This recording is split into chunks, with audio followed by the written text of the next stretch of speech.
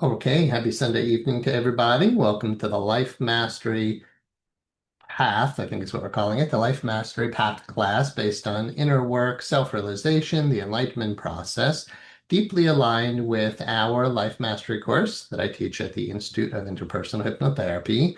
This is class 5, I believe, where we're going into yogic philosophy and the path of Samadhi. So we should go pretty deep tonight. The teachings will definitely go deep, but it's also related to success in every aspect of your life. So I'll just give a brief talk on Samadhi. Feel free to pin me if you don't want to see everybody, in this gallery view.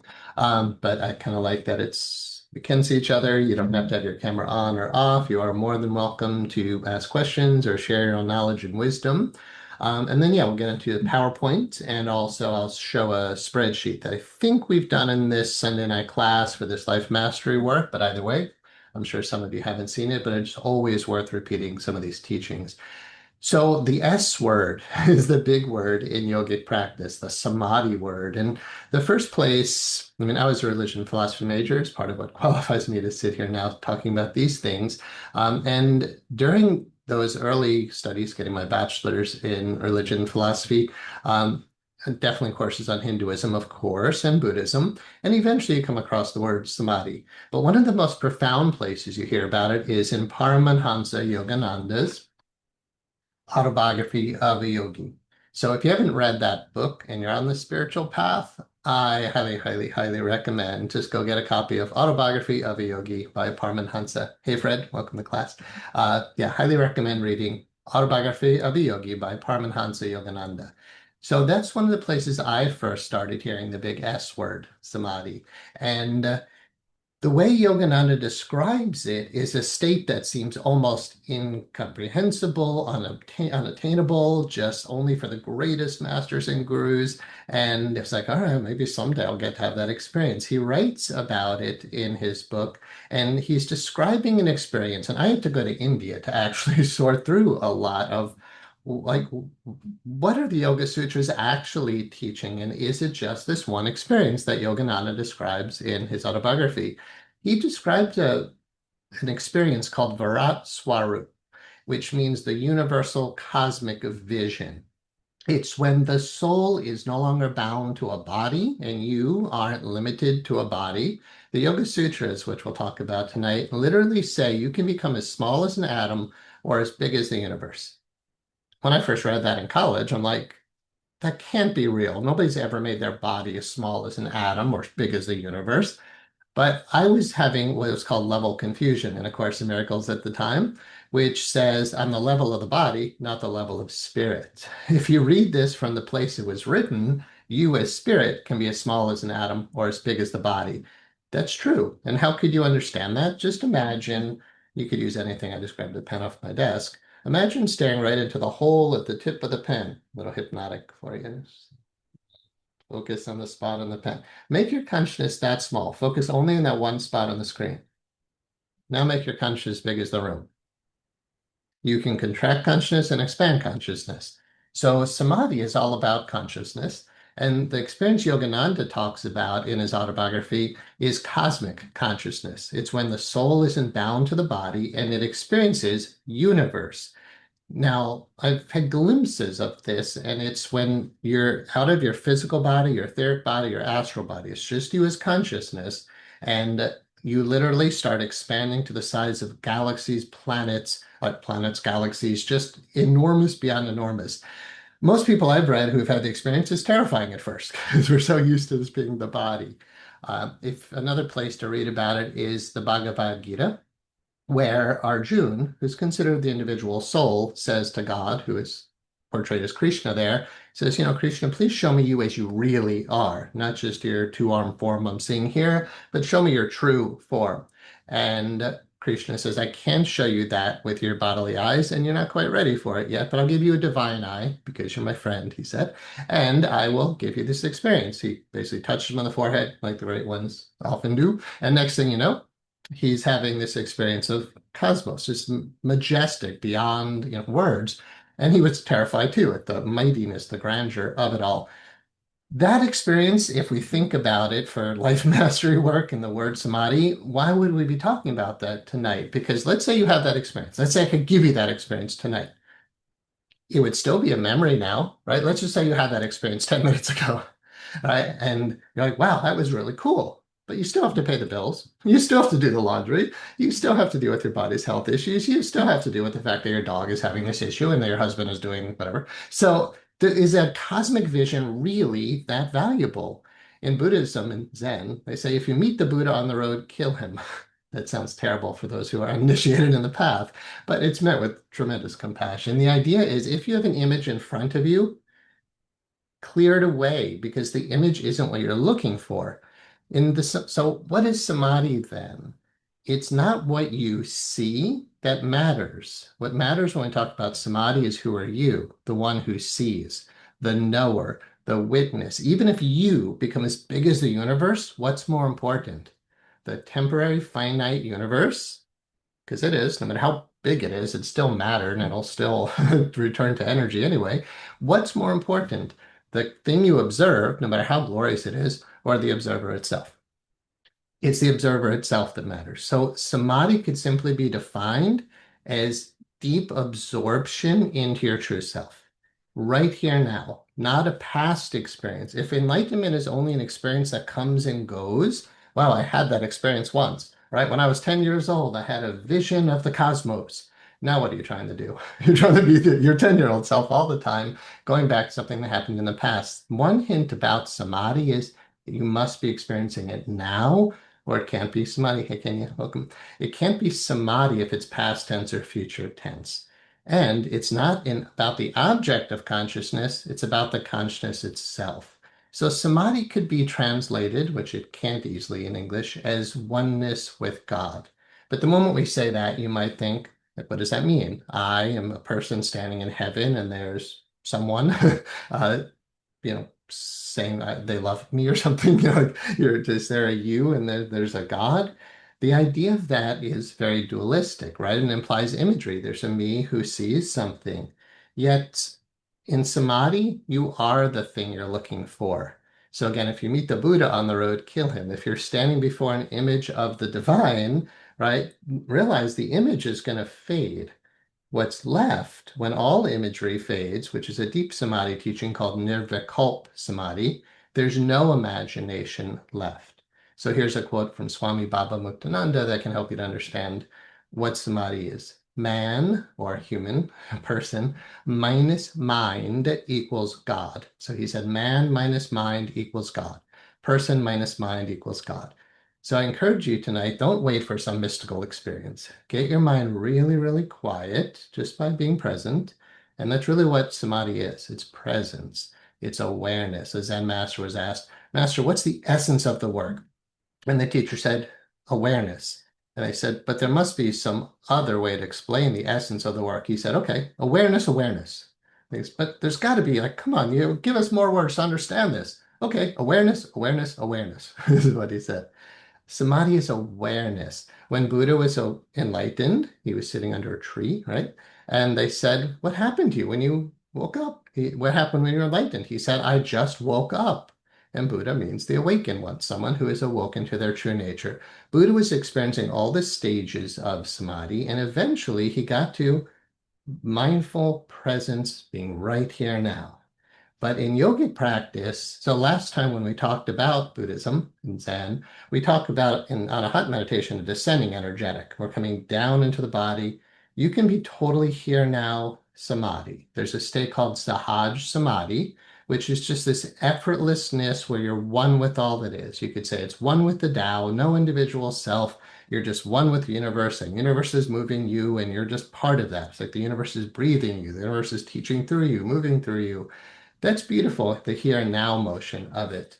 Yet when we talk about yogic practice, we're often talking about ascending, not descending. Buddha did a lot of the ascending meditations. He was learning to leave his body and have these mystical experiences, but he kept always coming back to the here and now, to the challenge of being human. So Buddhism is a slightly different approach to samadhi if you consider it's about very much being here and now. But the teachings that Buddha was initiated in, that a lot of us are still deeply valuing, is the yogic path.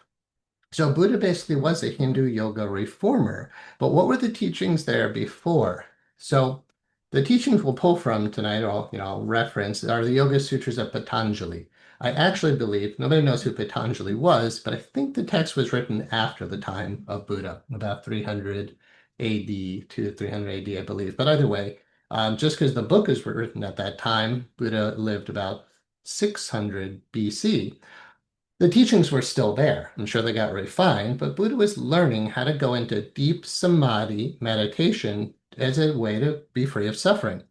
In fact, as the Buddha got older, he would often say, uh, yes, this body can feel pain. He was in his 80s. This is in India 2,500 years ago. There's no medicine. We don't have the modern medicine we do today. He said the only way to really be free of pain and suffering is to be in that state of samadhi.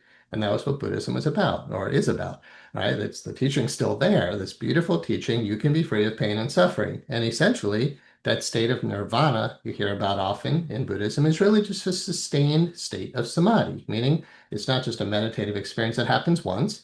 You're in touch with it all the time. But if you take out this cosmic conscious stuff about samadhi, it's actually a remarkably simple teaching where you are simply aware that you're aware. And often in meditation, in the yogic model, we do with eyes closed. So I'll guide you tonight a bit in moving into the profound peace of your soul. And when I lived in India and studied these teachings, like I really studied the Yoga Sutras in depth, they made it so simple.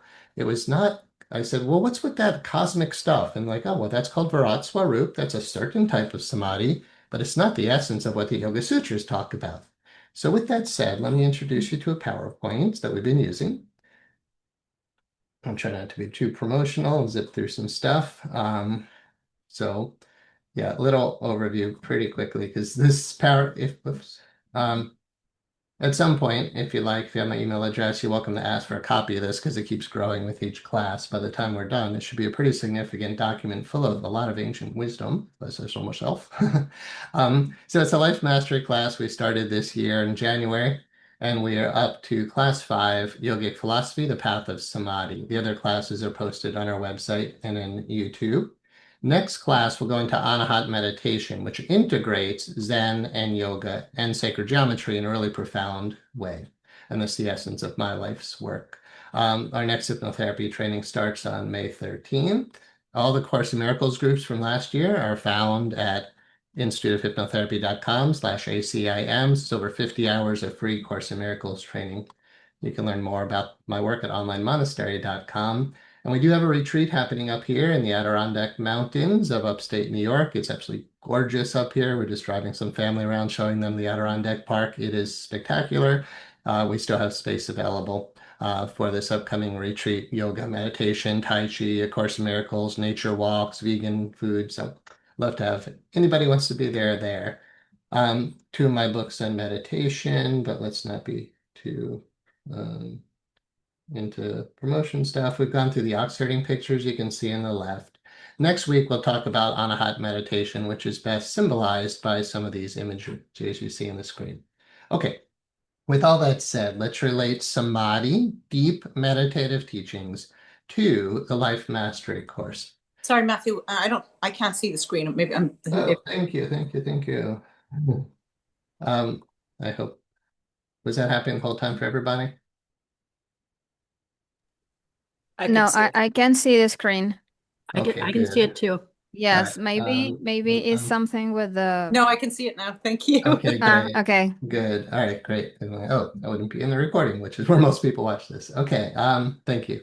So, Life Mastery course. If you're not familiar with it, very quick overview. The two parts, the getting organized process is a way to get your mind mapped out on paper so that you basically know what an ideal life looks like. Now, this is coming from deep spiritual teaching, so we're not just saying it's 10 homes and 20 kids and 18 cars and 12 cats. Like it's not just more stuff and people and places.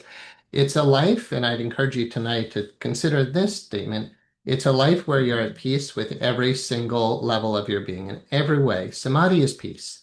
If samadhi wasn't peace, you wouldn't want it. Samadhi is the experience of profound peace, love, joy, bliss, and oneness. That's probably the best way to describe samadhi. In fact, when Yogananda came back from his cosmic conscious experience, He said, "Oh, Guru," who helped him to have the experience, he said, "Guru, when am I going to get to know God?" Now, keep in mind, this is a man who just had an experience of the cosmos, and his consciousness basically being one with that. He said, "But Master, when am I going to, Guru, when am I going to know God?" And his guru said, "Don't think God is some bearded man sitting in some antiseptic, sterile corner of the universe." He said, "God is the bliss, peace, and love you feel in meditation." It was two of those words. Like, God is the peace and love you feel in meditation.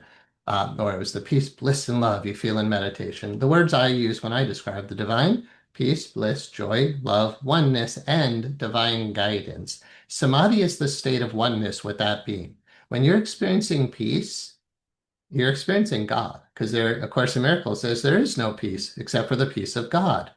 The idea is to be at peace in every aspect of your life, and that'll be relevant in tonight's teaching. So the getting organized process, we're slowly working through. We're taking like a whole year with this. But if you want to go through quicker, ask me and I'll tell you how to do that.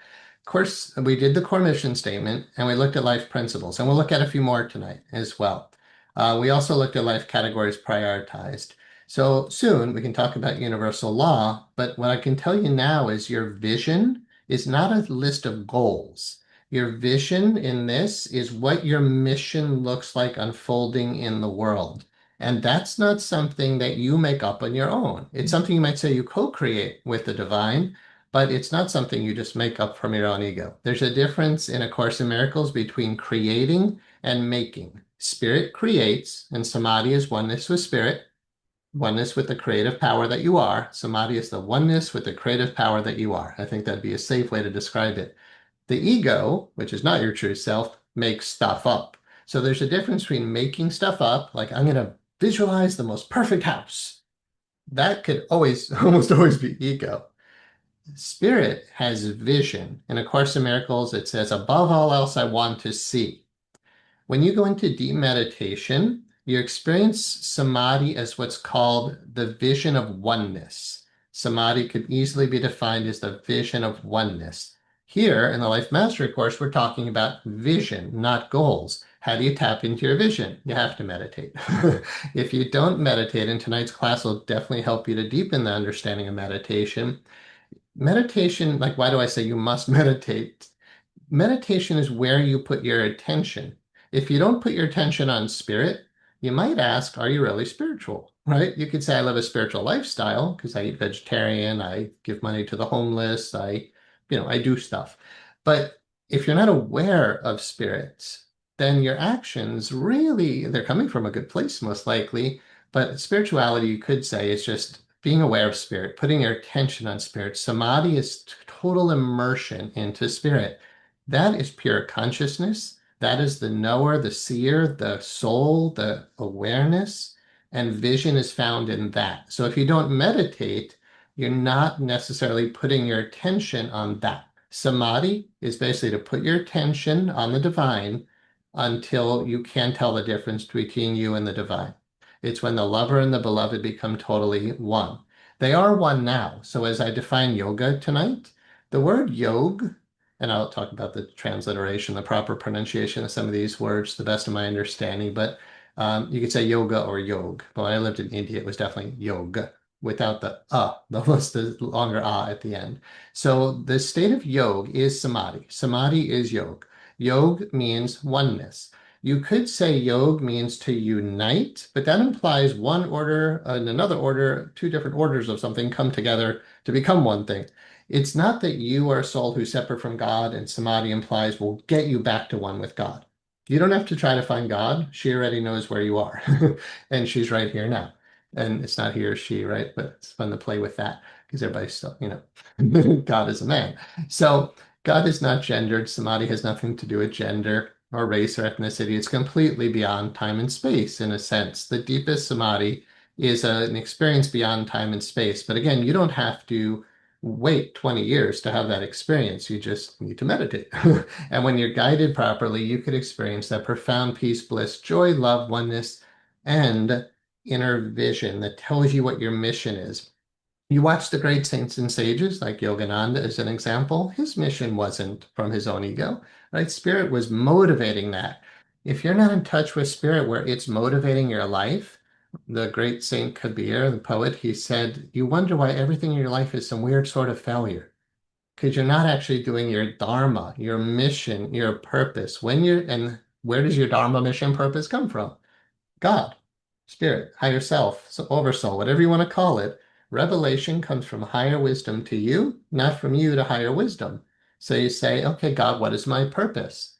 And then you receive. And samadhi is a state of deep receptivity because you're not talking anymore, meaning your mind isn't talking. In samadhi, your mind is quiet, but you're listening because you're quiet. You can hear the voice for God. That's real. You can never tell me, like, if we're doing the skeptical atheist kind of let's be polite, maybe we're wrong. But I'm telling you, when you go into deep meditation, you feel the peace, bliss, love, joy, and oneness. Nobody can tell me that I don't, because anyone who goes there does feel it. And then the guidance is there, the wisdom is there, what Christ called the great comforter, or the Holy Spirit is there. There's a voice right there, and it tells you your vision. In the Life Mastery course, we just write it down. So it's not goal setting, really. It's what is my vision? And then I use a to-do list to make my vision happen. All right, but that's a little bit of overview. So think about vision tonight when we talk about samadhi, because the word samadhi and the word vision are very synonymous. Once, another part of this, notice how number 3 in the creating manifesting process, the latter part of it. So remember, I said there's 2 parts. First, we get very organized as what is our purpose? What is our mission? How are we going to do it? What principles do we do the mission by? Then, once we're really clear on the things that were meant to manifest into our lives, it's already been created on the mental level, but now we need to manifest it. So creating happens on the spirit level. Remember, spirit creates. And by the way, in A Course in Miracles, creation and communication are synonymous terms. Spirit creates by communicating. So just keep that in mind. Creating and manifesting. So first it's created in spirit, you might say on the mental level, but then we have to manifest it into the world. We'll get to the creating manifesting process, future classes, but look at number 3. And I'm not necessarily going linear, right? I'm just giving you pieces of wisdom as we go, but it's part of these 22 steps, basically. Deep meditation is samadhi, and it's where you are extremely powerful in creating and manifesting from. It's the one reason we ask a great saint for their blessing and not somebody who's largely dysfunctional, not to be judgmental. But you can think of dysfunctional people and like, why do you not go to somebody who can barely get by in life? But you go to this great master and you say, please give me your blessing. Why do we intuitively feel like this person has some kind of power? Study the miracles of Christ, right? If he did that, how was he able to do it? Pretty sure he knew what samadhi was. Right? I'm pretty sure Christ knew how to achieve. Actually, when he said, I and my Father are one, he was absolutely speaking from a stage of samadhi. It's not necessarily the deepest state where you basically say there's only God, but he knew that too. Right? So and that's part of why I think in Christianity, it's hard. Is Jesus God or is he Jesus? Yes. Are you God or are you whatever you're calling yourself? Yes. Right? You are that. In Hinduism, they say Tatwamasi, thou art that. You are that great being. Samadhi is just the experience of your greatness, which is not an egoic statement. It's total humility to say, I am greatness. Why? Because you're created in the image and likeness of the most glorious beingness that's ever been beingness. Like, God, whatever you want to call it. If you're a child of that, a drop of that, you are no small thing.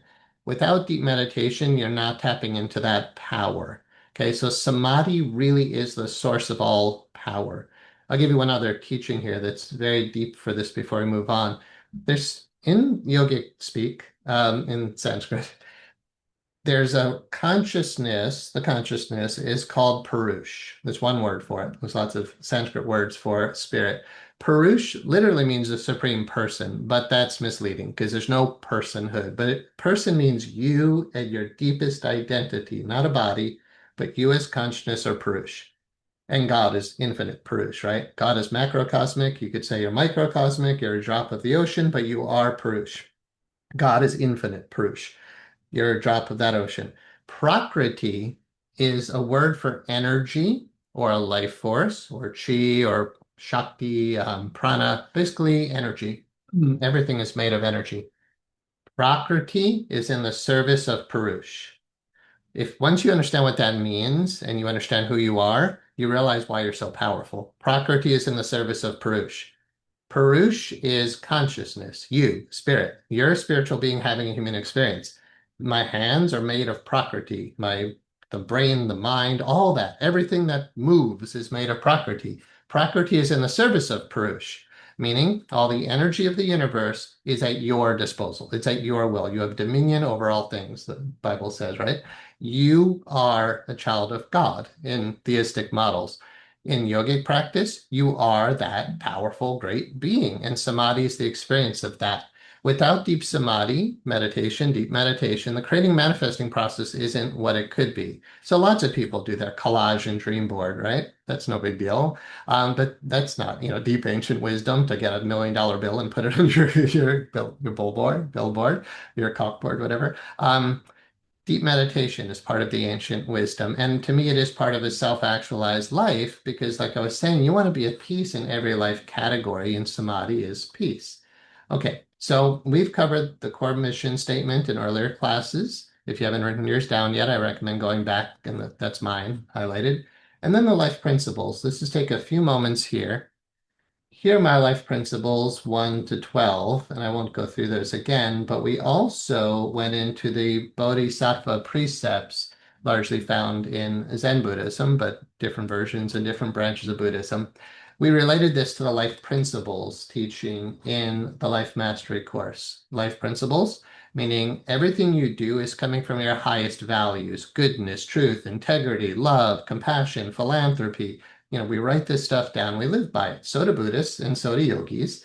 And tonight, so we looked at the Buddhist model of how to live with high principles. In the Zen tradition, yes, you work towards enlightenment, but you also work for the development of character. And you don't want to have one without the other, right? You could be a really good person, but you're not necessarily like who you are. Or you could be a really enlightened person, but not really have developed deep character. This is about both. And for me, a self-actualized life implies that character is well developed, right? You're being with somebody who you know is practicing good, will never cause harm intentionally, and they do actualize good for others. We affirm life, we don't kill, right? Those type of themes. So here's the yogic version of that. Uh, Give me a sec. So the Sanskrit transliteration, I grabbed this quickly off the internet just to put this class together for you quickly. But the word yamas is not how I learned to say it in India. It's yam. The S in Sanskrit doesn't even exist as far as I understand. It's the context of the word in the sentence that helps you to know is it plural or not. And then this is not necessarily what you would put there either. So just like yog is not yoga. Yam is the more proper way to say it. This word in Sanskrit you may have heard in the term pranayam or pranayama. Pranayam has that word in it. Prana, remember, prakriti, life force. Yam is to control or to regulate. Control is not a great word, right? But you have the ability, like I said, prakriti is in the service of Purush. The energy of the universe is in the service of you. And that word yam actually implies you having, let's not use the word control, let's say mastery, because that's what this class is, mastery over your life, your body, your actions, right? So life mastery definitely implies we're living by these high ideals. So let's look at them briefly, and then we'll go into deeper samadhi teachings. But this actually is a samadhi teaching. In the Yoga Sutras, this is part of 8 limbs called Ashtanga Yoga, the 8 limbs of yogic practice found in the Yoga Sutras of Patanjali. He talks about these because if you're not living a good life, it's very hard to meditate, right? So what's the first one? And we'll relate that to samadhi. Ahimsa, non-injury to life. And don't cause harm to others, right? Is the first basic Buddhist precept as well. His first precept as a medical doctor, right? Above all else, do no harm. Why would we want that for meditation, right? We just want to be able to meditate in deep peace. Well, people who are in deep peace, like the great yogis who have achieved profound peace, they don't harm others. It's peace doesn't attack anyone. Peace is content. So we might say we're actually taking what the great masters do the way they are to be as role models. But to get there, if you're out there, like, I don't know, think about someone who commits a serious crime or commits murder. You think they're ever at peace again, right? You're constantly wondering if the police are going to knock down your door. If you hurt anyone, you know you're somehow stirring up funky karma, right? So the yogis teach, do no harm. It's gonna create a karmic-free life, right? Don't ever attack in any way. It's pure Course in Miracles. Your grievances hide the light of God within you. So life mastery really implies some degree of ahimsa. So that might mean, of course, your thoughts, your speech, your actions. Like always, when you send an email, is it kind? Is it nice, right? Is it coming from spirit? When you pick up the phone, if you're talking to someone, but also like the foods you eat, right? Like consider, where does your food come from? How much suffering was involved in getting that piece of meat put onto your plate? No judgment, but like, do we know where the food came from and if someone suffered along the way? Not just the animal, but maybe the people who are having to do these type of actions every day who don't want to, and they're getting more and more upset. So ahimsa is very much, deep foundational principles, definitely in my personal life principles.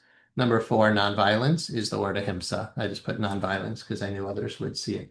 Ahimsa. Satya, truthfulness, don't lie. But not just because you want to be a good person. Why would we want satya, truthfulness, to have samadhi? Samadhi is a state of wholeness of mind. The mind is so quiet it just dissolves away. But when one part of you just told a lie, you have to keep thinking about what else you could say because you got to lie more and more to maintain the first lie. The problem is the mind starts splitting when you tell a lie because the lie is a thought, but it's contradicting the truth. Sakya truthfulness requires like you're radically honest, not where you would hurt others, because ahimsa says you wouldn't do that.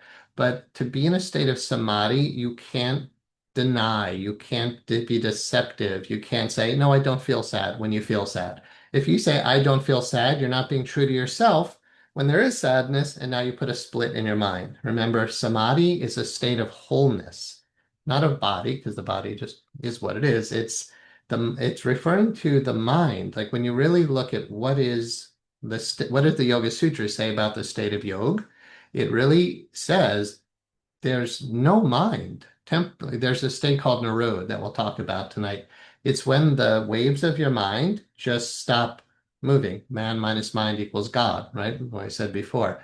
So Satya is crucial, but also saints are asked for their blessing because their words become so powerful because they're one with spirit. And if they say, like Christ said, you're not dead, you're just sleeping, get up. And supposedly the person gets up, right? It's because his words are true and the word becomes reality, right? You say it, it becomes true. That's what creating manifesting is. So aligning our mind with truth is crucial in yogic practice. Asteya, non-stealing. Self doesn't steal from, we're all one self. If I steal from you, I'm only stealing from myself. What I give to you, I give to myself because we're all one.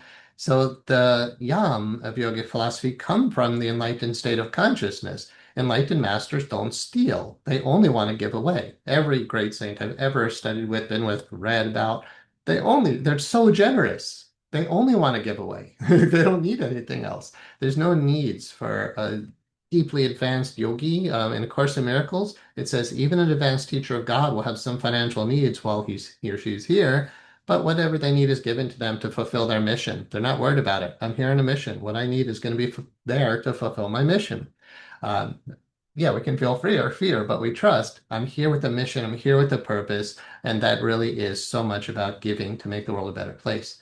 Brahmachari refers to often celibacy, but it's really just consider the proper use of sexual energy or not doing things to excess. Don't misuse sexuality is one of the Buddhist precepts. It doesn't just mean pure celibacy, but how you're mindfully working with your sexual energy, and just anything. For me, the word in my life principles, and I hope you're coming up with your own, is number 9. It says abstinence. That's really brahmachari. Um, it could be celibate, but that doesn't really cover everything because it just says avoid things that are going to cause harm. Brahmachari literally means to walk with God. So if you're walking with God, are you, and then you're misusing your sexuality, is it really spirit that's inspiring you to hurt someone in that way, right? So brahmacharya is just a deep sense of integrity when it comes to our actions to walk with God. And again, it relates a lot to how you work with your sexual energy. Anahat meditation, by the way, works a lot with sexual energy, and we get into that next week. Or, I'll introduce you to the system. Aparigraha, non-possessiveness, not greed, no hoarding. Remember, in the Buddhist precepts, it says, give generously, do not be withholding, be giving, do not steal. Right? So again, I'm really encouraging you to come up with your own life principles or precepts as part of the life mastery course. Like you write them down, you work to live by them. Niyam are the personal observances that yogis talk about. Sauch, purity, cleanliness, maintaining cleanliness of body, mind, and environment. Not just showering, because in India, where these teachings came from, right, somebody maybe had to be told, you need to shower every day. Again, these are like 2,000-year-old teachings. Um, so cleanliness, but also like just of your room, right? Like creating a meditative environment that's pure where you can meditate. So again, in the model of spiritual lifestyle training, we often will teach these type of things. Yam and niyam. Yogis learn, Zen monks clearly learn very pure space, very clear space. You walk into a cluttered, chaotic room, it's just a reflection of that person's mind. So again, how would a Zen master set up a room? Meditation cushion. Maybe some incense. What else do you really need? So it's about very simple, very pure, so that we can meditate. We're not overly distracted. I don't personally, I love animals. I don't have any because I don't need cats crawling on me while I'm in meditation. I know some of you love your cats. I totally get it. But just think about you're creating an environment that allows you to have very deep meditation. That doesn't mean you get rid of your cats. Santosh, contentment, being happy and content with whatever comes your way. We'll just leave it as simple as that. But if you want to go deeper, my book, Peace Under All Circumstances, it's for free on YouTube. It's an audiobook and it's based in Santosh. Tapas, austerity, but this word often means like burning away your blockages. And yes, it can mean that austerity, discipline, burning through the fire of clearing your emotional blocks. True, but my beautiful teacher in India, he said, no, this just means to hold the thought in the mind where the mind is always happy. My teacher in India, they called him the happy guru. People are like, I want to study with the happy guru. So tapas really shouldn't be like burning in austerity and fire to clear your blockages. Eventually, it's just holding a thought that keeps your mind happy. But yeah, yogis definitely talk about clearing blockages. This is why I got into hypnotherapy. Swadhyay, self-study, but really studying scriptures as well, right? Knowing who we are, studying, understanding yourself on every level, but studying the scriptures, reading the sacred text. And Ishvar Pranidhan, this is often just so the word Ishvar refers to like your chosen deity, the way you approach God. Is God Krishna? Is God Buddha? Is God Christ to you? However you're perceiving it, the yogis are like, great, just find some way that you relate to God. And then the word does imply some level of surrendering to God, which you'll notice we'll cover more and more when we get back to creating and manifesting. The last step of all this work is surrender, which is actually the only step you really need when it comes down to it. But for those who haven't learned deep choiceless awareness, where you've truly surrendered to life, the Course in Miracles takes you from the ego's nightmare to the ego's happy dream to pure awakening, to total surrender, to choiceless awareness. But while you're on that continuum, moving from suffering into harmony and grace and abundance, we can use techniques like this to get the mind aligned with how the great masters live, and eventually it's just really pure surrender. So when we surrender to our vision, that's not just a list of goals that we're trying to attain. It's okay, my inner being is telling me what my purpose is. I've written it down. I stick to it. I've surrendered to it. Okay, so we're not just surrendering to the external world, because remember, Prakriti is in the service of Purush. You're the one creating your life. A Course in Miracles says you can't just surrender to the stuff happening out there because you're the one making what's happening out there happen. We're surrendering to the guidance of spirit, creating with spirit, and then manifesting a beautiful life. I'm not the victim of the world I see. I'm inventing the world I see. That's pure Course in Miracles. I'm not the victim of the world I see. I'm inventing the world I see. And nothing happens to me that I'm not somehow asking for on some level. So there's really no paradox between creating and manifesting a beautiful life and the surrender teachings. But we can get into that later. And we'll go to Q&A tonight. You're more than welcome to share at some point, but let me keep zipping through. These are the 5 yam and niyam. I'd encourage you to just study them a bit. You could probably watch one YouTube video, get the idea. And then when you write down, or the Buddhist Bodhisattvic precepts, you can write them down as your own life principles, becomes part of the Life Mastery course. With all that said, let's go to yogic philosophy itself, and I'll guide you into, kind of a meditative understanding of samadhi. The word yog, again, is samadhi. It's oneness with God. It doesn't mean just to yoke, like to bring two things together that were separate. It's a state of oneness that already exists that you could experience under the right conditions, basically. And the conditions are conditions of the chitvrittis.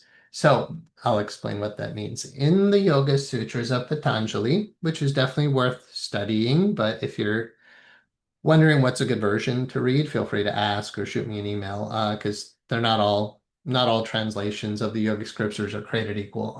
Certain scholars don't quite get it. Those great yogis who have lived it seem to get it because they're truly living it. So there's different translations and transliterations that are worth considering. But anyway, Chitvritti. So the second sutra in the Yoga Sutras says Yogas Chitvritti Nirodha. Yogas Chitvritti Nirodha. Yog, the state of oneness with God, which is the state of samadhi, happens when the chitvritti, so remember I said it's when the conditions are right, you will experience God. Not external conditions, but kinda, right? Get a peaceful room, get a safe environment, be sure the police aren't going to be breaking down your door and your cats aren't jumping all over you. Create a good environment. And then you're making external conditions right, but yoga is experienced when internal conditions are right. Chit vrittis. So yoga is chit vritti nirodha. The state of oneness with God, yog, occurs when the chit is experienced, not occurs because it's here right now. It's when the chit vrittis, which are the waves of your mind, move into the nirod state. So chit vrittis are the fluctuations of your own mind, your thoughts. Basically, just consider chit vrittis are your thoughts. When you spell chit, Chitt, with two T's, and you often see it as like chitta, but again, I was conditioned in India about saying it a certain way. So chit vrittis, when it's two T's, we're talking about the mind. When it's one T, not chit, but chit, um, CHIT is referring to pure consciousness. That's not what we're saying here, but you notice how similar the words are. So there's chit is pure consciousness, but chit vrittis are the fluctuations in the field of consciousness. This is what A Course in Miracles talks about, that mind, and that's what Chitvritis are. Mind is the activating agent of spirit. Mind is the activating agent of spirit. Remember, you're Purush, your consciousness, your soul, and your thoughts are in the service of you. Prakriti, all the energy of the universe is in the service of you. A Course in Miracles says nothing can be accomplished with an untrained mind. So meditators, yogis, Buddhists, A Course in Miracles practitioners, we train our minds so that I choose what I think. I choose what I feel. I choose the life what I would live. If you're taking notes, I program almost all my clients with this statement. I choose what I think. I choose what I feel. I choose the life I would live. Okay, and who is that I? You as spirit are in charge of your mind. The Course in Miracles says, I rule my mind, which I alone must rule.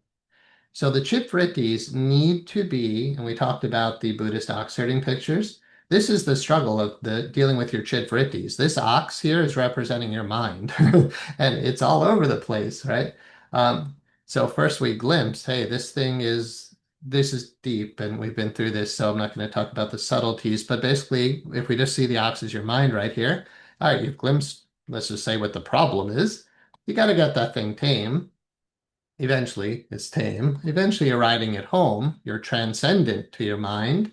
And eventually, it's calm and quiet and then extremely clear. These two images, actually from here, if you're familiar with these teachings, 6 is Anand Samadhi, 7 is Asmita Samadhi, and 8, I was looking at the numbers on the side, 26, but no, 8 is the empty circle. This would be considered Nirvikalp Samadhi, which we'll talk about tonight. So what are chitvrittis and why are they so important in this model? Yog, the state of oneness with God, peace, bliss, love, joy, and divine guidance. You experience that when the chitvrittis, the fluctuations of your mind, move into the nirod state. Nirod, this is why I'm saying be careful what book you read in the West about the Yoga Sutras. Nirod is often translated as suppression or even a form of control.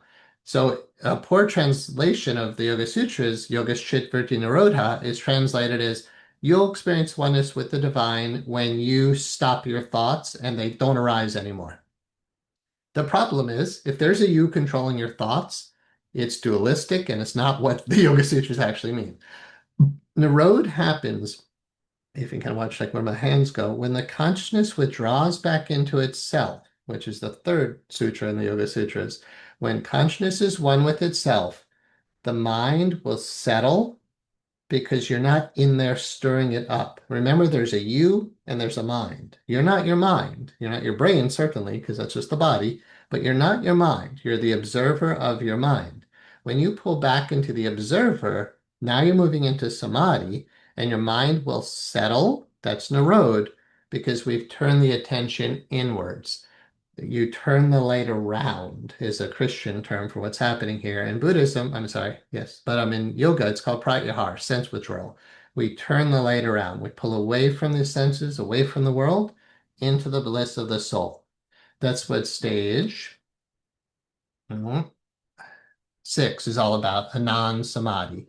When you're experiencing the bliss of meditation, you're touching upon a non-samadhi. So you know you go, trust your joy, follow your bliss. You know you're on the right track when it's feeling good.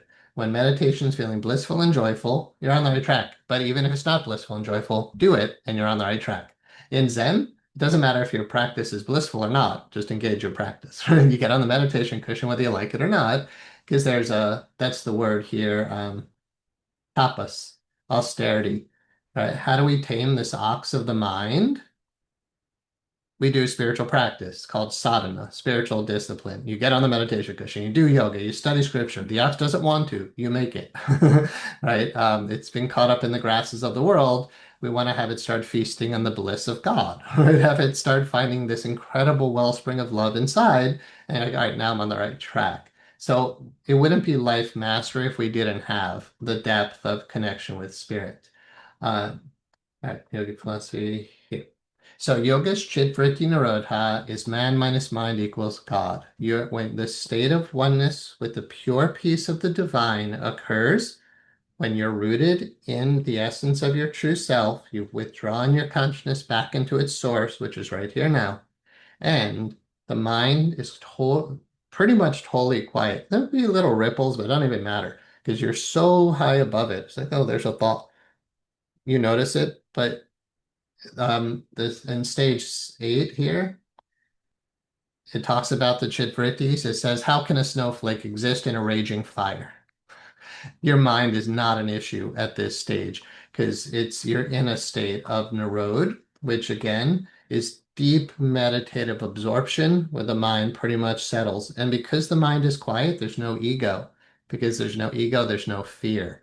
Because there's no ego and no fear, all that's left is perfect love. That's samadhi. Samadhi is perfect love with no fear. It's what we all want to experience, and we do love it, by the way. You love love. Samadhi is love. You love love. You love God, because God is love. Even if you're atheistic, you love love. Everybody wants to feel that. You are love, right? Why would suffering feel bad for you? Why would fear feel bad for you? Because it's not what you are.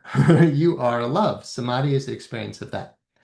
Let me explain these two words, then we can move ahead. Savikalp is a type of samadhi, and it means with imagination. Vikalp means imagination.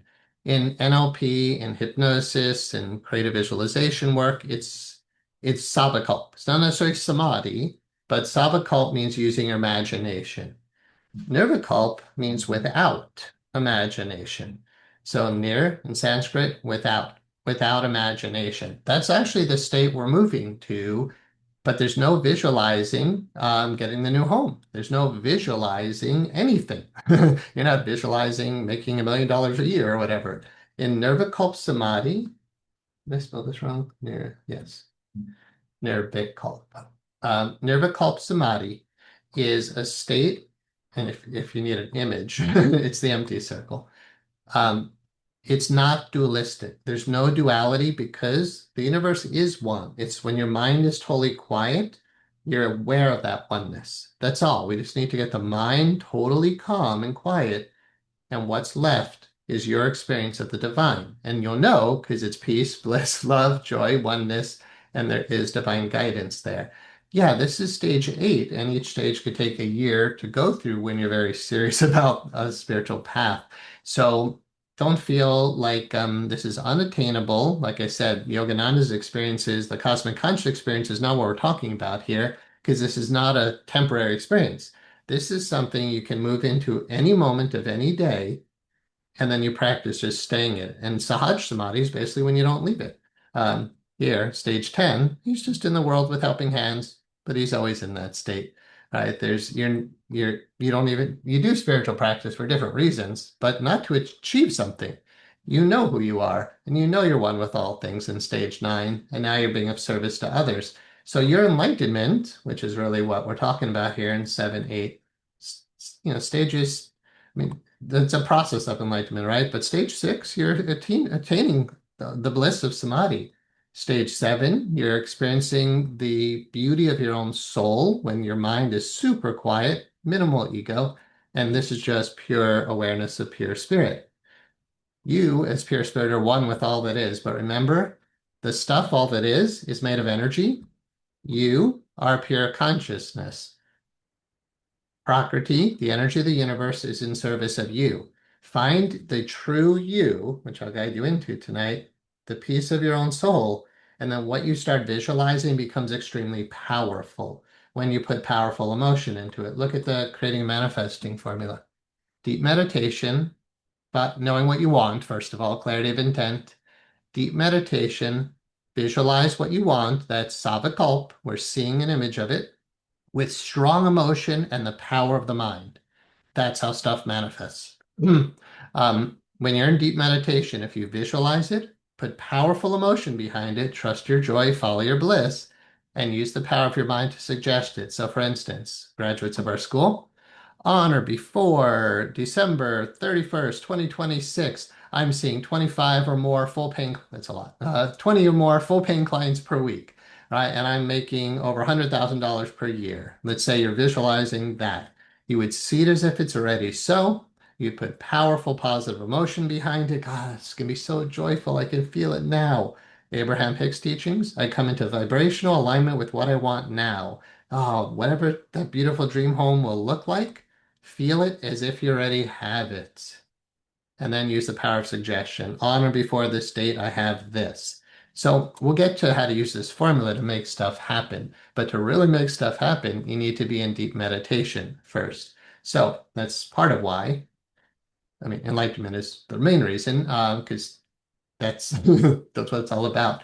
But beyond enlightenment, we want to have a beautiful life. We want a self-actualized life. We want every aspect of our life to be successful. When you meditate with Savakalp, you're using imagery, and there's a lot to be said about this stuff, of course, but I want to kind of hint about Nirvikalp, which is no imagery. You get to a place where it's just totally empty. Maybe there's just one little mantra guiding you there, just like so hum, one simple little mantra, and eventually that might fade. And then there's just pure consciousness, and maybe just so just pure being. But whatever imagery you put into that very clear space, with strong emotion will become a reality. The Kabbalistic teachings say all thought inevitably will externalize itself. Pretty sure it's from Kabbalah, but basically every teaching. So every order of manifestation teaching basically says thought will manifest into form.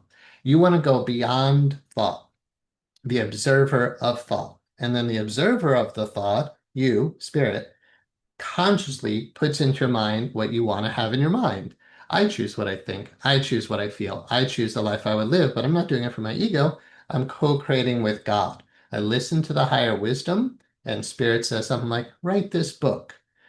Today's Course in Miracles lesson is there's no will but God's. But realize your will and God's will are the same will. Because if I say, what would make you truly happy? And whatever you answer, like truly, truly happy, that's God's will for you. You know that in Nirvikalpa Samadhi, because Nirvikalpa Samadhi is the experience of pure joy. And if you had a thought that came in that said, yeah, I'm meant to be broke and in poverty and living on the street, and your whole system shuts down with that thought, you're like, oh, so scary and depressing. Wrong thought. Learn to think the thoughts you think with God. In deep meditation, The only thought you're willing to entertain are the ones that are in harmony with God, that bring peace, love, joy, bliss, oneness. And when God says, you're pure love, don't be arrogant enough to say, no, I'm just a pathetic human being. All right. Again, that's arrogance. Humility is, okay, Spirit tells me I'm great. I'm great. Spirit tells me I'm eternal. Okay. So with that said, let me go to a spreadsheet that we have used before. Um, Hello, Judy. You said, excellent training, and it feels so good to be able to help others. Thank you, beautiful. You said, not visualizing, but is it feeling or experiencing? Yeah, so in Nirvikalpa Samadhi, it's empty. It's not feeling, it's being. It's experiencing, but it's experiencing the experiencer.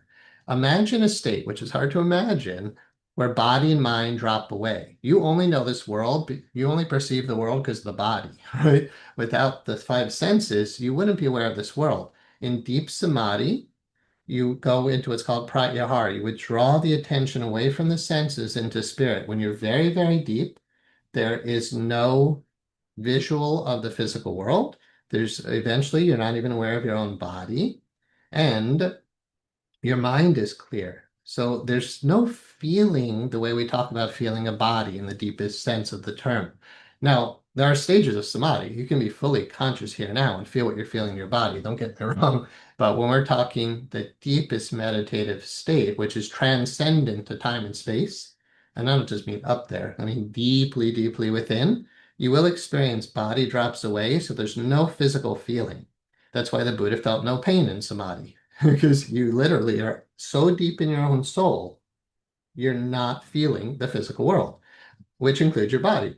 So you're just totally one with spirit in Nirvikalpa Samadhi. Now, again, it integrates into the world here. So there's stages leading up to what we're talking about and some stages after. But when you talk about Nirvikalpa Samadhi as a stage with no mind, no visual imagery, there's no ego, because even that is an idea. All ideas are gone, all feelings are gone, all thoughts are gone. But is there an experience left? Not a dualistic experience of I see it. Hasidic philosopher Martin Buber talked about I-it relationships, but then he talked about I-thou relationships. When you're in Nirvikalpa Samadhi, actually Asmita Samadhi is an I-thou relationship. I is the soul, Asmita, I am, one with God. That's stage 7 in the ox herding pictures. So basically, deep samadhi is the experience of perfect oneness, oneness with source, but not the way most people consider experience. So, Jody, I hope that helps. All right, let's look at this spreadsheet. I think we use this in this class, but I teach a lot, so excuse any unnecessary repetition, but you can never hear this stuff enough. I do this with my clients frequently, like probably once a week, I'm teaching this to someone, and definitely with students, and of course, these classes. This line represents a division that doesn't really exist, but we need to talk about it for now. Above the line, below the line. Above the line is what's real and true.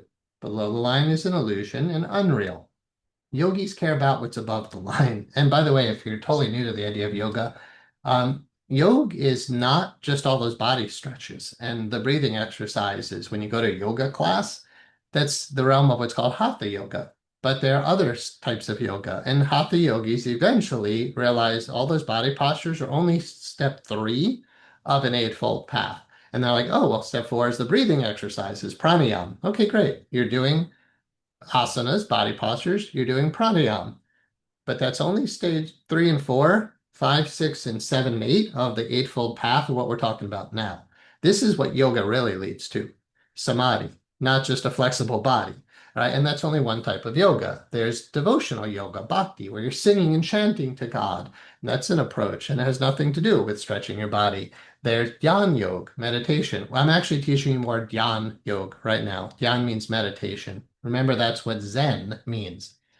Sanskrit, dhyan, last week we talked about it, went to China, became Chan. It went to Japan, it became Zen. Zen is dhyan.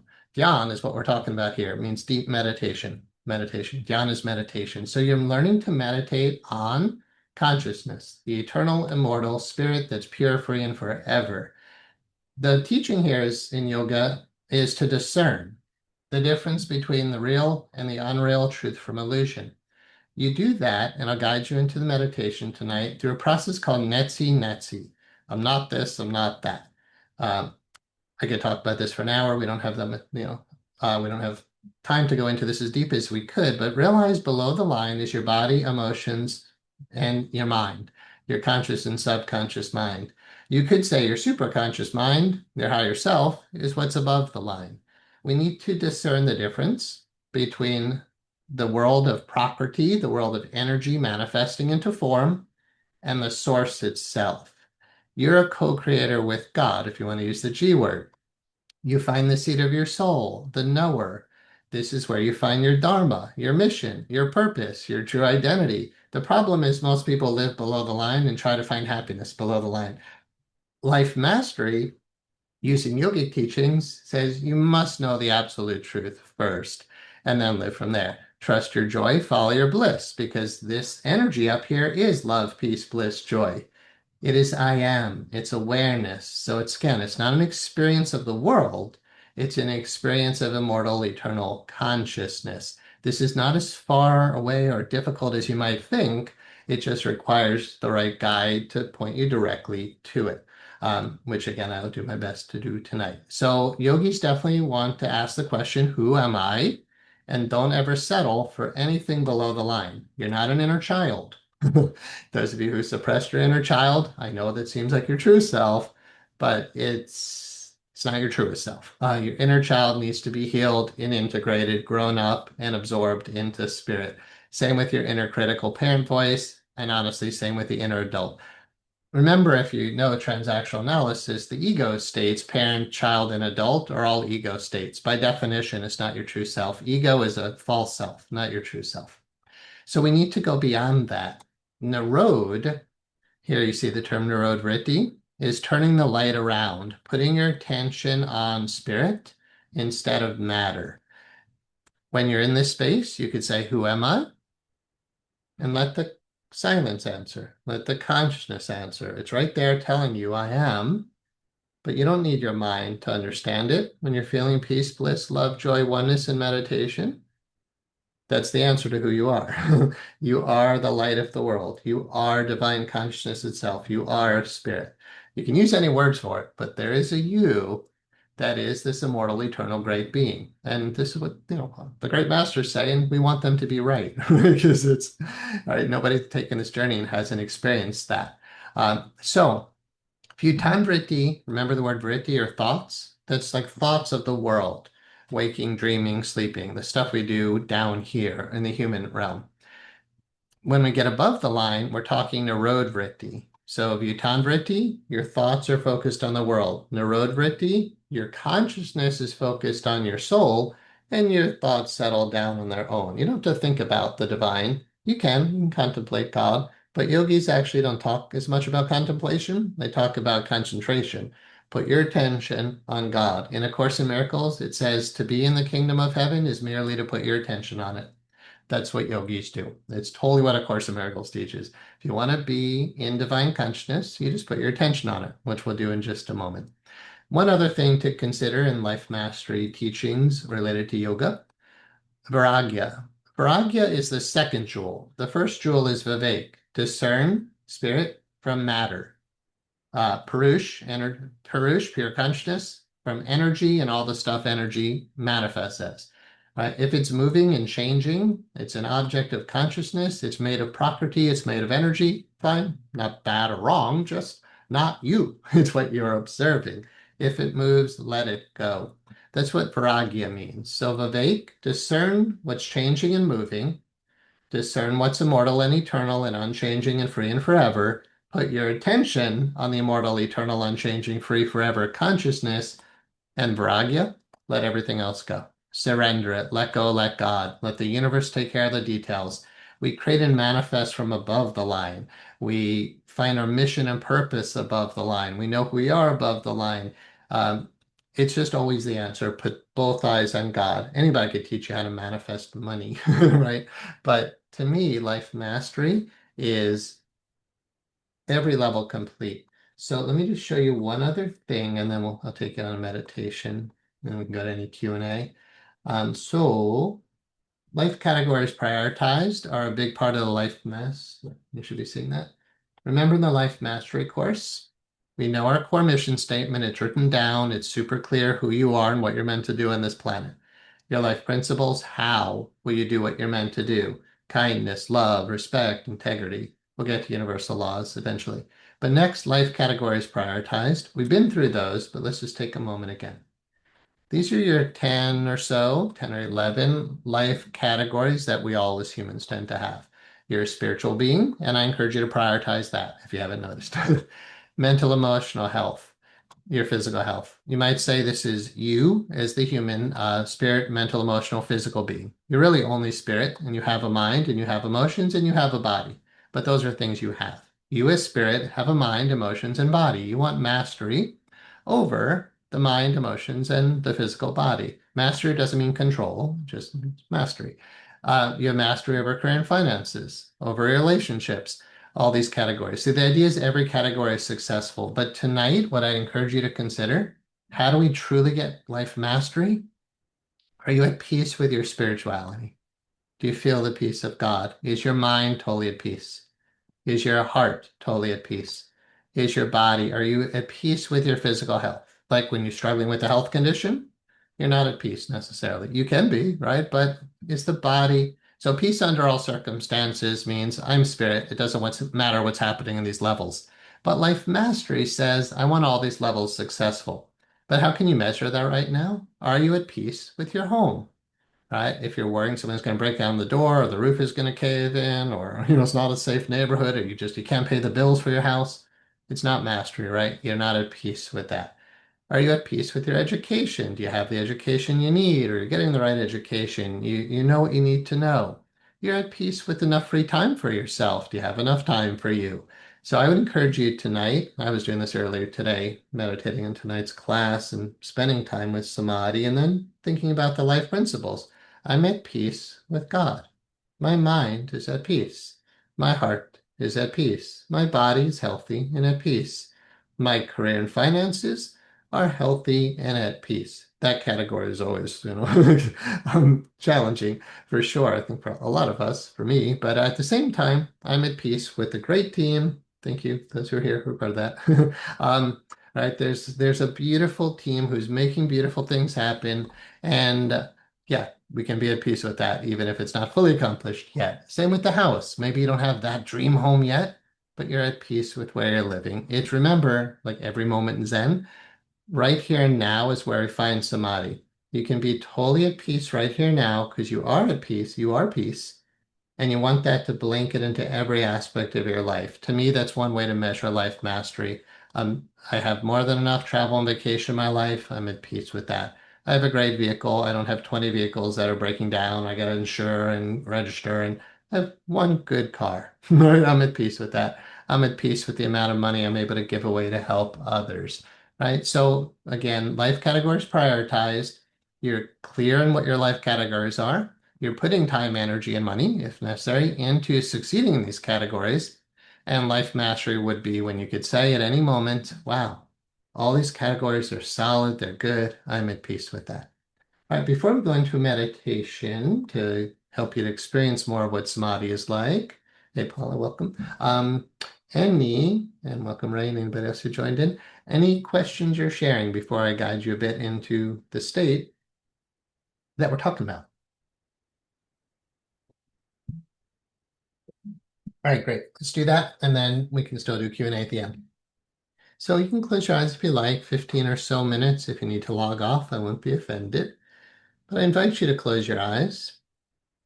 When we talk about Zen, like we did last week, quite often we meditate with eyes open because we're descending, we're focusing on the world in a sense, we're being present to what is.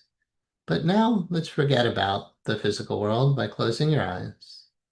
When you close your eyes, you're shutting off 80% of sensory stimulus right away. So never underestimate how so much of the world goes away when you just close two flaps of skin. You're 80% there just by closing your eyes. Take a moment. I encourage you to open your eyes again. Notice all the forms. Look around. There's color, there's shape, there's all this stuff. If you try to find happiness out there, you'll never do it. So close your eye. My teacher in India with his beautiful Indian accent closed the eyes, but he really was like, just close your eyes. Just that step alone cuts off 80% of sensory stimulus of the external world.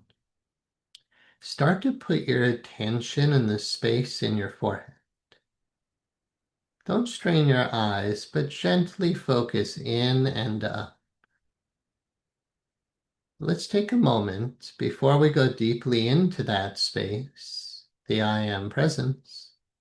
Let's practice a little bit of netsy. I'm not this, I'm not that. With your eyes closed, you can still sense there's a floor beneath you. You might feel it with your feet and whatever. You can sense those walls. You intuit with eyes closed, the walls are still there.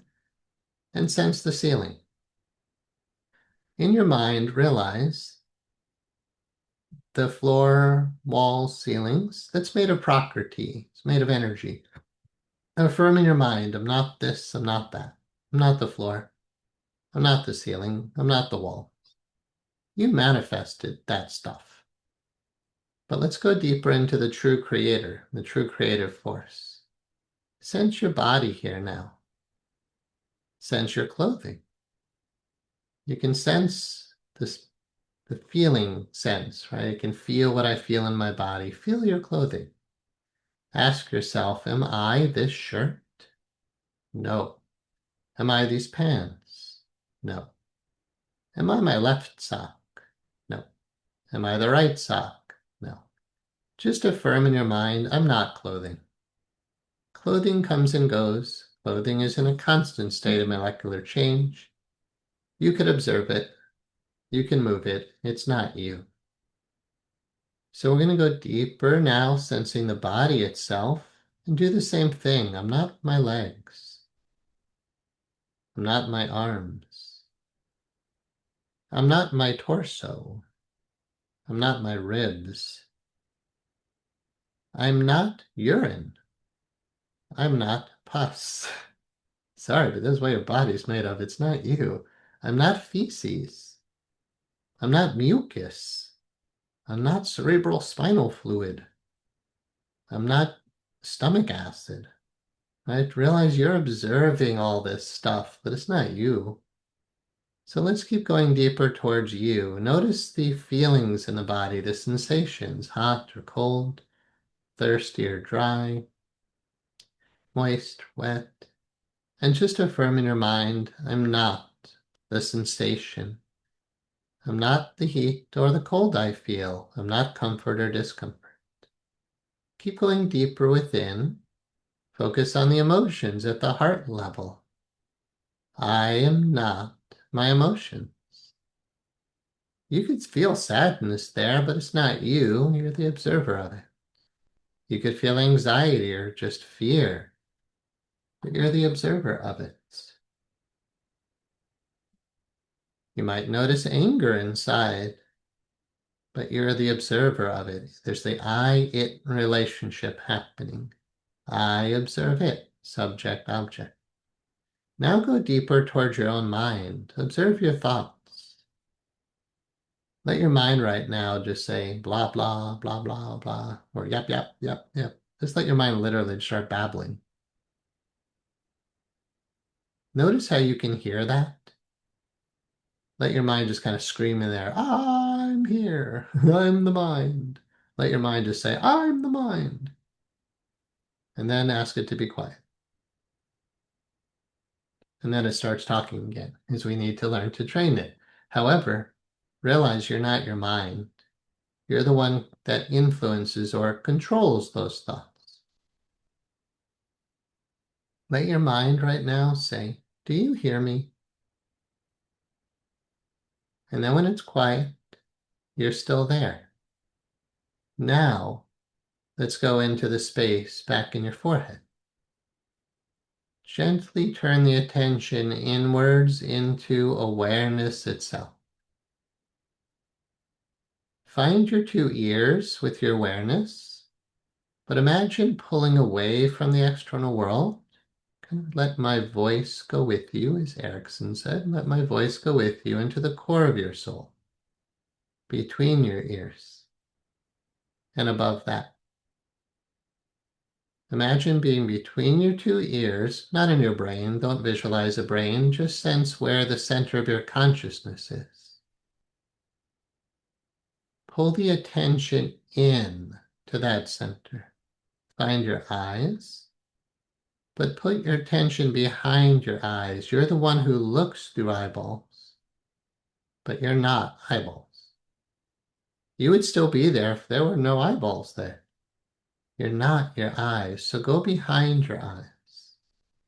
Same with the nose. Go up the bridge of the nose into the forehead and then go back further up, above, in between, up into the crown chakra, up into the space above your head.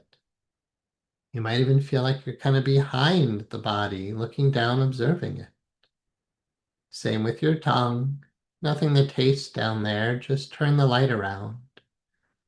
Move the conscious light away from the tongue and back into itself. This is called the direct path.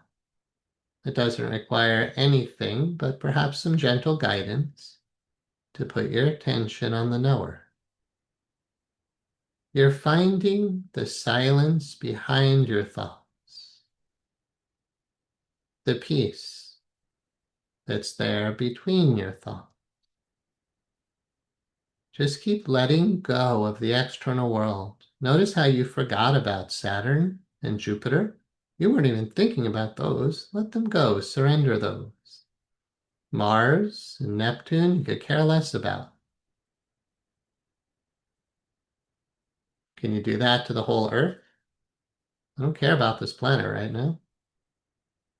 I don't care about the other planets. You're not thinking about the sun or the moon. You can actually forget those things. When you start thinking about the external world, just let it go and go back to the inner world. Turn the light around and forget everything that's moving and changing. You're learning to value what's truly valuable, peace. Just find above your head, behind your eyes, the peace of your own consciousness. It's really easy. You're not finding it in your body or your emotions or your mind. Those things are changing, but go to what's behind your mind, above it. Your mind will settle as you keep turning your awareness in and up. You might notice your body is more relaxed now, but you didn't try to relax it. You just took your attention away from it. That's Narod. You're not trying to stop your emotions. You just turn your attention away from them and they'll settle down on their own. Notice how your heart might feel more calm, but you didn't have to do anything. Just surrender that. And then go to your mind, but go above your mind to notice your mind gets very quiet when you're not in there trying to figure things out. There's nothing to do or to figure out. Just go to the pure being. If your mind does think, which it does, you want it to think thoughts that guide you into spirit. So just let your mind think, I am. But when the mind is done saying, I am, just be, I am. I am. That's the place we create and manifest from. That's the place where the deep silence meets the silent presence of the divine. Just sense deep within consciousness, awareness, divine presence. You know you're going there because it's more and more peaceful.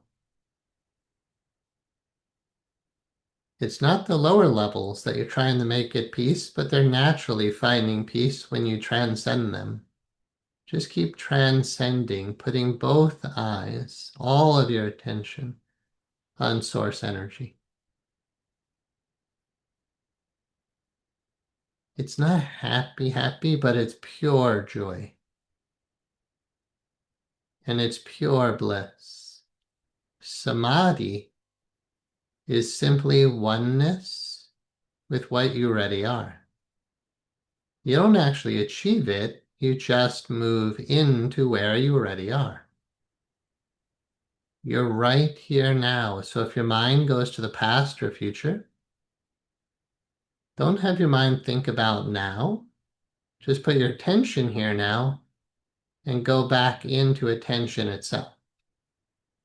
Remember, you're not trying to stop your mind, but if you notice you fell into your mind and went into the past or future, doesn't matter.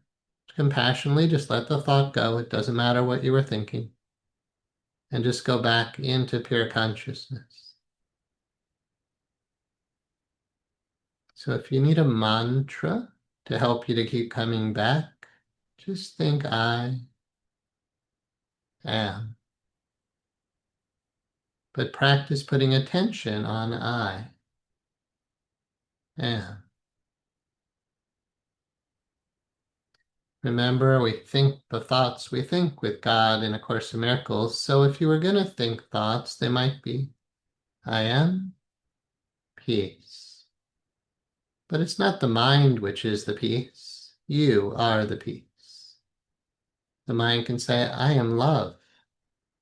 Because you're thinking the thoughts you think with spirit, yet the mind isn't necessarily love. You are love. The mind might think, I am bliss. You are bliss.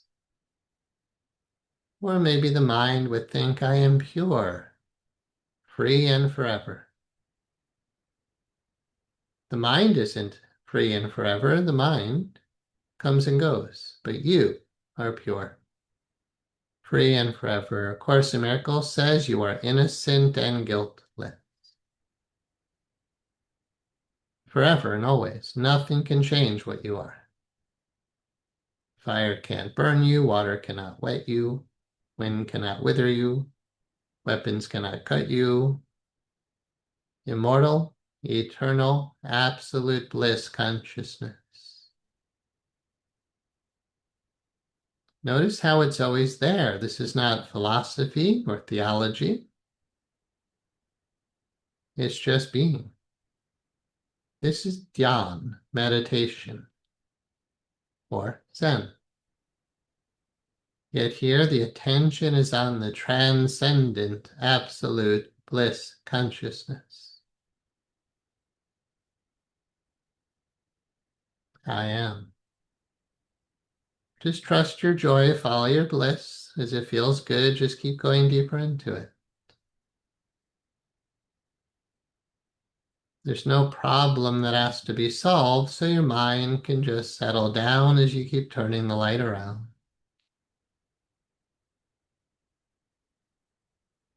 Now I encourage you to find what's called the seat of the soul. This is the witness, the observer, the knower. Notice that there's kind of a pivot point. You could sit where you find your conscious awareness, and you could turn in and up and keep gazing into the vision of oneness and consciousness. You could also sit in that seat and kind of look down to your body, to the human. You have a human, but you're not a human being. You're a spiritual being having a human experience. You're the light of the world. So be the light of the world, be the conscious presence of spirit, and then just observe your body with your eyes closed. This is something you have. It's not what you are, but you're observing the body. Notice how much more calm it is when you're just observing it and not using it or stressing it out. Just observe it. It kind of breathes on its own, does everything else on its own. There's 70 trillion cells. That means there's trillions and trillions beyond what we can conceive of functions happening right now. Notice how you don't have to do anything. Your body's digesting food. You didn't have to do anything. It could be making a baby right now. It has nothing to do with you. You're just watching it. Right now, just observe the body. Observe the feelings and the emotion. Your emotions can't hurt you. You just observe them. They come and go. You're always there. But notice how quiet the mind is when we're just observing. You don't need your mind narrating. Just let your mind be quiet as you observe what is. So I encourage you to remain rooted in the seat of the soul, and then when you're ready, very slowly, you'll start to let your eyes open. As your eyes open, stay seated there, like you're the observer, and you're just, with eyes open, aware of time and space now. But nothing changes. I'm not counting you out like we do in hypnosis, because you don't come out of this. The only difference is you just open your eyes. You're still that. You're still the consciousness. You're still spirit, right? And if you want to practice that more, don't look through your two eyes and go into duality again. Stay in your third eye and see through the vision of oneness. When you look at people, you don't have to look at their eyes and their body. Look at their forehead and just imagine soul is talking to soul. Like, who am I talking to? My very own self. You're the same consciousness that's here, right? We're the same consciousness. To see anything else is level confusion. You're not a body, emotions, or mind. If we honor everybody as spirit, we don't harm each other. We know we're all one. We're all in this together, right? The solution is oneness. In A Course in Miracles, the solution is oneness. Samadhi is oneness. So samadhi is the solution. Therefore, meditation is a solution, right? Because meditation is to put your attention on the divine in the deepest sense. You are that. And again, that's going to bring health, wealth, and enlightenment to all beings. So we're doing something beautiful, I would think. All right. Jody has a question. Let's go to Q&A, and if you need to sign off, you're welcome to, but thanks for being here with me. And in case you're signing off next week, we'll pick it up with Anahat meditation, which is a synthesis of Zen and yoga that we've been talking about with sacred geometry, and we'll relate it to life mastery, of course. Okay, great. Jody, do you want to use your mic? Yes. Hi. Thank you so much for this Mhm. lesson and for this meditation.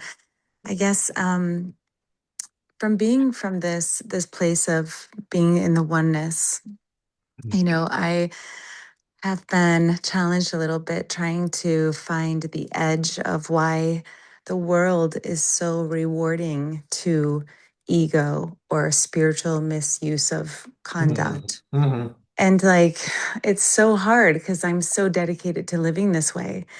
And yet I see these things rewarded financially, power, ego. And I wonder how you can help us quantify that. Thank you. It's a beautiful question. I appreciate you trusting me to ask me. So let's go to A Course in Miracles, because then it's always beyond just what Matthew thinks. So A Course in Miracles teaches that we, like what we just did on the screen. Let me go back, use the visual. You're talking about, Jody's talking about, just one sec, what's below the line, right? And the ego is really caught up in this. This is where the money is. This is where pizza is. This is where sex is, right? All the fun stuff is down here. The Course in Miracles says this is not valuable. All right, so put that in red to emphasize. What's below the line is not valuable. So what A Course in Miracles teaches is to sort out, just like yoga does, the real from the unreal, truth from illusion. We learn to value what's true and real. So I think your question is slightly philosophical, right? Like why? But I think that's actually the answer. Why is the soul, right? What do we, when we talk about the soul and the fall of the soul, right? The detour into fear, as A Course in Miracles calls it, or a long guilt trip. That the idea that like Adam and Eve, or just like the spirit, got caught up in matter. Why? Because we value it. We think it's important. We really crave the money. What did Christ say? What profiteth a man if he gaineth the world but loses his soul? Remember, I said, don't look through your two eyes, look through your single eye. Christ said, when the eyes are two, the body's full of darkness. When thine eye is single, the body's full of light. It's just because we don't value spirit and trust spirit. So you say, but if I just put my attention on God, on divine consciousness, but what about the money? What about my health? What about my children? Once you appreciate how, do we have the word valuable up here? Well, you get the point. All of this stuff is valuable. Once you put your attention there, you realize all the answers are there. This is a capital A answer up here. It's the answer to all the other problems. When you're afraid, like, oh God, am I going to have enough money? Scarcity consciousness is below the line. When you're above the line, You're in abundance consciousness. You have true guidance. So yeah, the ego thinks that's part of why we have this ego, is it's a separate, apparently separate self that values something besides God. That's true because when you let it go and move into God, you don't need it. You don't need an ego. I mean, you kind of do need an ego to function here. But in deep samadhi, there's no ego. And the more time you spend there, the less egoic you tend to be. So from that place of pure consciousness, you live a far better life. The problem is people just don't necessarily know these teachings, right? So they're looking for love in all the wrong places. They're searching for happiness in the world. Once you get to a good dark night of the sense, or people know the term dark night of the soul, but dark night of the sense is, and a lot of you probably are experiencing this, when the external world is just falling away. You're like, God, I just lost my job. I just lost my child. I just lost my home. I lost my health. The dark night of the sense is spirit's way of kind of telling you there's nothing valuable here. Put your attention here and surrender what's below the line to God. What you tend to find is you align with the law of grace instead of the law of karma. Grace supersedes karma. The law of grace supersedes the law of karma. When you surrender to God, you're literally moving from joy to joy, bliss to bliss, grace to grace. A Course in Miracles teaches every single day can be perfect peace, but you can never achieve that while you're trying to make the world a certain way. By putting your attention on pure peace, you vibrated pure peace. Then remember, Prakriti, the energy of the universe, is in the service of you. If you study the Abraham Hicks, listen to the Abraham Hicks materials, Abraham channeling, through Esther, whatever that's all about, the Abraham Hicks teachings are basically saying whatever you want, you need to come into vibrational alignment with it. So what does that mean? Well, I want the peace of having my own dream home. Okay, find peace. The dream home will appear. But don't search for the dream home and think it'll give you peace. Find peace now. Spirit will guide you to the dream home, and I guarantee you it'll be better than you could have ever have dreamed up anyway. Right? So when you really learn that spirit is always the answer, love is always the answer. We know that, right? Love is the answer. John Lennon said it. It must be true. Peace is always the answer. Love is always the answer. But again, how do you find it? You can find it through other people. Maybe a teacher could guide you, but you're not going to find the love you're looking for in your children. Because again, if something happens to your child or when they go away to college, where do your love go? You are love. When you put your attention there, the external world just becomes much less important, but it also tends to harmonize itself in ways that are better than you could have imagined anyway. So, Jody, does that help? Yes, thank you. Beautiful. Thank you. All right, great. Any other questions you're sharing? Fred, I heard you say that this is not philosophy, so I take it that philosophical differences don't matter. Yes, Fred, that's why we get along well. Since all is one, all you need is to have the experience. This is pragmatic spirituality, but does then ignore as irrelevant all the nuances that philosophical reflection has been shown to exist when considering these many models and noticing their differences. Thank you, Fred. In Sanskrit, we have a term called upaya, which means skillful means. There's also a term in Sanskrit, satsang, which means basically to keep good company. So if you're going to talk about something, what do you talk about? Right? Philosophy, religion, spirituality, metaphysics, all those things are talking about something great, right? Like Buddha said, don't mistake the finger pointing to the moon for the moon itself. Philosophies are fingers pointing to the moon. So yeah, when I said this isn't a philosophy, samadhi isn't a philosophy, it's an experience, right? Bliss isn't a philosophy. But we have philosophies that can, like, for instance, I was a philosophy major in college. The philosophers can theorize about the nature of God, but that'll never get you experiencing God, right? But if the philosopher who said, I think I am speculating, I have this hypothesis, there's something called God. But it's the great mystics who do the experiment that just learn how to meditate and plunge into God. And then they experience pragmatically, like the practical nature. There's nothing more pragmatic or practical than being one with God, one with peace, joy, love, and divine guidance. That's not a philosophy, but philosophies can guide us there. So I would say the philosophies are only valuable because they teach us to put our attention on what's truly valuable. Thank you, Fred. Awesome. Any other questions, sharing? All right, we'll start to wrap it up. Thank you, everybody. I appreciate you being here and being part of this. So yeah, we'll pick it up in 2 weeks. We'll get into Anahat meditation, synthesizing what we've been talking about in the past two classes, Zen, yoga, life masterwork, and sacred geometry, which is always fun. So awesome. Thank you all. Have a wonderful evening and many blessings. Good night.